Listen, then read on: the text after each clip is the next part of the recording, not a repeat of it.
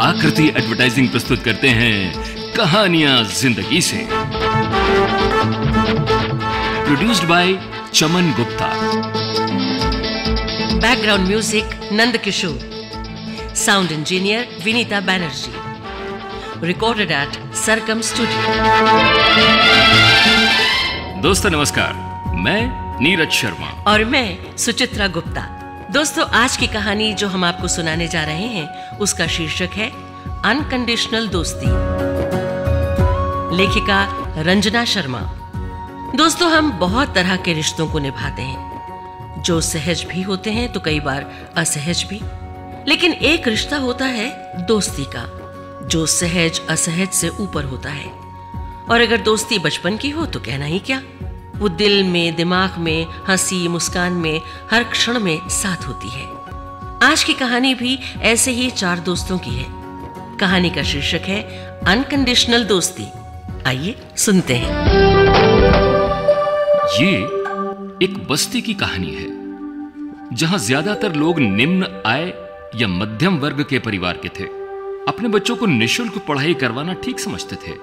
कुछ परिवार थोड़ा खर्च करते, ठीक ठाक स्कूल में अपने बच्चों को डालते, इस उम्मीद में कि अच्छी पढ़ाई करके बच्चे अपना भविष्य संवार सकेंगे। ऐसे एक स्कूल में प्रथम कक्षा में ही दोस्त बने सागर, अंकुश, हैरी और आशीष। चारों की दोस्ती इतनी गहरी हो गई कि 12वीं कक्षा तक चलती रही। जिस दिन 12वीं का परिणाम आया तो वो चारों खुशी से झूम उठे, क्योंकि चारों पास हो गए थे।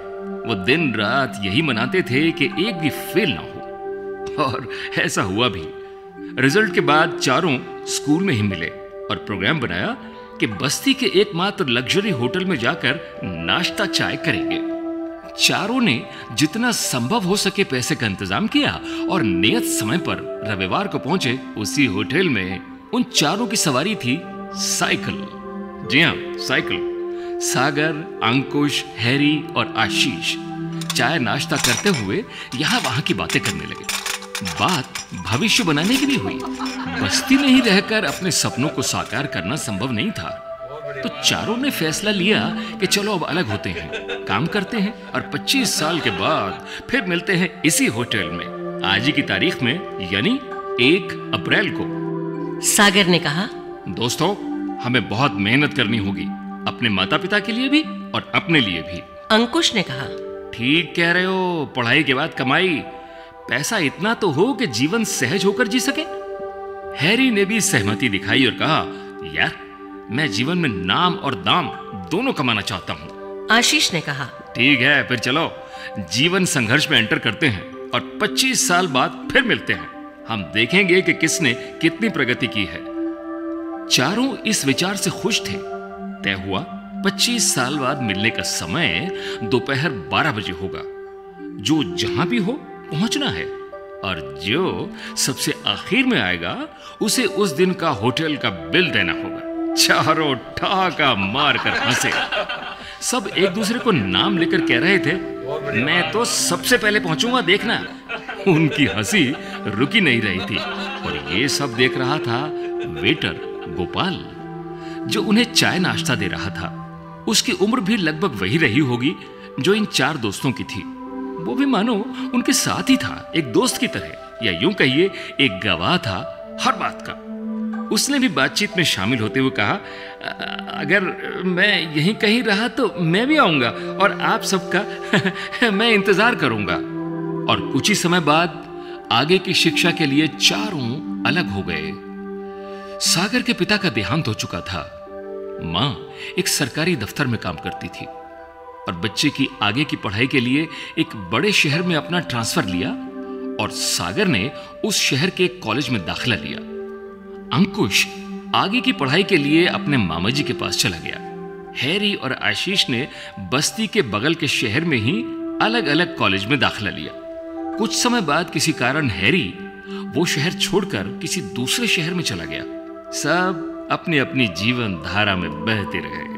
दिन, महीने, साल बीत गए। जीवन के ऊहापोह में भी चारों को उस दिन का इंतजार था जब उन्हें मिलना था। 25 वर्षों में वो बस्ती एक शहर बन चुकी थी। उस शहर की आबादी भी बढ़ गई थी। सड़कें और फ्लाईओवर भी बन गए थे। जल्दी वो शहर एक महानगर बन जाएगा, ये सभी जानते थे। और वो होटल जहां चारों दोस्तों ने चाय नाश्ता किया था, वो तो एक 5 स्टार होटल बन गया था। और वेटर गोपाल, याद है ना आपको? वो उस होटल का मालिक बन गया था, गोपाल सेठ। उसे भी निर्धारित तिथि का इंतजार था। वो भी उन चारों दोस्तों से मिलने को आतुर था। कौन क्या कर रहा है देखने को उत्सुक था। और वो दिन आ ही गया। 1 अप्रैल के दोपहर 12 बजे एक लग्जरी कार होटल के दरवाजे पर आई। सागर कार से उतरा और पोर्च की ओर चलने लगा। सागर रेडीमेड कपड़ों का एक बहुत बड़ा व्यापारी हो चुका है। वो रिसेप्शन की ओर जा रहा था कि गोपाल सेठ खुद सामने आ गए। दोनों ने एक दूसरे को देखा, फिर पहचाना तो गले लग गए।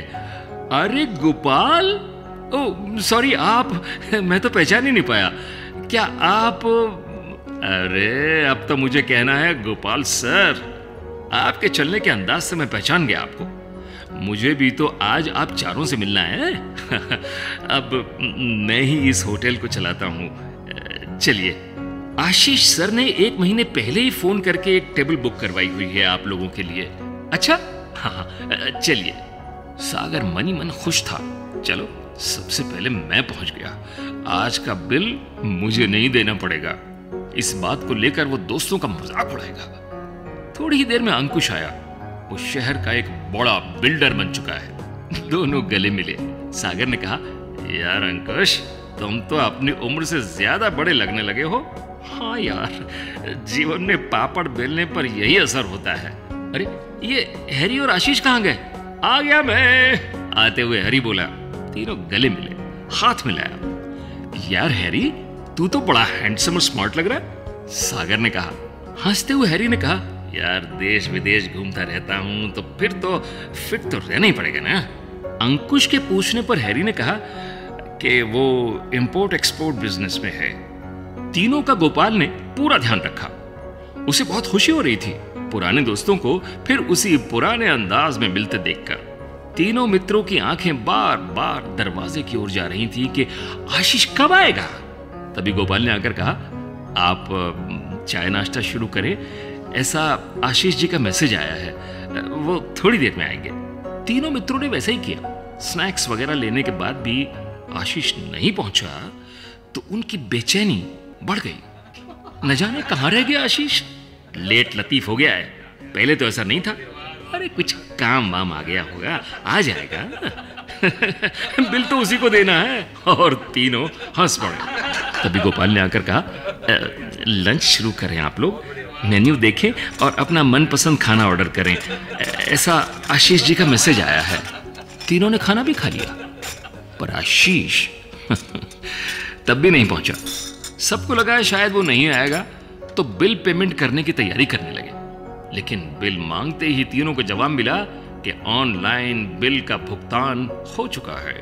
अरे ऐसी क्या बात हो गई है जो वो खुद नहीं आया और मैसेज किए जा रहा है? एक ने कहा। दूसरे ने चिंता व्यक्त की, अरे जरूर कोई अर्जेंट काम आ गया होगा वरना वो यहां आ चुका होता। तीसरे ने सहमति जताई। भारी मन से लौटने की बात करने लगे। तभी कार से उतरकर एक युवक उनके पास आया और मुस्कुराकर कहने लगा, जी मैं रवि हूं, आपके दोस्त का बेटा। तीनों रवि की ओर देख रहे थे और सोच रहे थे कि कौन से दोस्त का बेटा। तभी रवि ने कहा, मेरे पिता का नाम आशीष मिश्रा है। पिताजी ने मुझे बताया था आज के कार्यक्रम के बारे में। उन्हें भी इंतजार था इस दिन का, पर पिछले महीने एक गंभीर बीमारी के कारण उनका निधन हो गया। तीनों मित्र अवाक थे। रवि ने कहा, जब बीमार थे तभी उन्होंने मुझसे कहा था कि अगर वो न रहें तो मैं आप लोगों से मिलूं। तो तुम पहले क्यों नहीं आए रवि? जी ये भी पिताजी का ही आदेश था कि मैं आप लोगों से देर से मिलूं। जल्दी आने पर आप लोग दुखी होते और हंसी मजाक का माहौल नहीं रहता। पिताजी ने कहा था कि जब उन्हें पता चलेगा कि मैं इस दुनिया में नहीं हूं तो वो एक दूसरे से मिलने की खुशी खो देंगे। मैंने उनके हर आदेश का पालन किया। एक आदेश और है। उन्होंने कहा था कि मेरी ओर से मेरे दोस्तों को गले जरूर लगाना। रवि ने बताया कि मेरे पिता शिक्षक बने और मुझे पढ़ाकर कलेक्टर बनाया। आज मैं इसी शहर का कलेक्टर हूं। सब चकित थे। गोपाल ने कहा, 25 साल नहीं, हर 50 दिन में आप लोग इस होटल में आए। हर बार मेरी तरफ से भव्य पार्टी होगी, बल्कि अपने परिवार को भी लेकर आए। दुख और खुशी के इस मिलन से सब अभिभूत थे। हां दोस्तों, किसी से भी मिलने के लिए बरसों का इंतजार क्यों करें? अपने सगे संबंधियों और दोस्तों से मिलते रहना चाहिए। कौन जानता है कब कौन बिछुड़ जाएगा। आज तो गुड मॉर्निंग मैसेज भेजने का भी चलन है। अच्छा है, हम जिंदा हैं इसका प्रमाण देते हैं ना। परिवार के साथ रहें, दोस्तों से मिलते जुलते रहें और जिंदा होने की खुशी महसूस करें। और हां, गले मिलने के लिए किसी खास दिन की प्रतीक्षा क्यों करें? जब मिले गले मिले। यही दस्तूर बनाए। दोस्तों, आपने सुनी आकृति एडवर्टाइजिंग की प्रस्तुति कहानियां जिंदगी से। इस क्रम में कहानी का शीर्षक था अनकंडीशनल दोस्ती।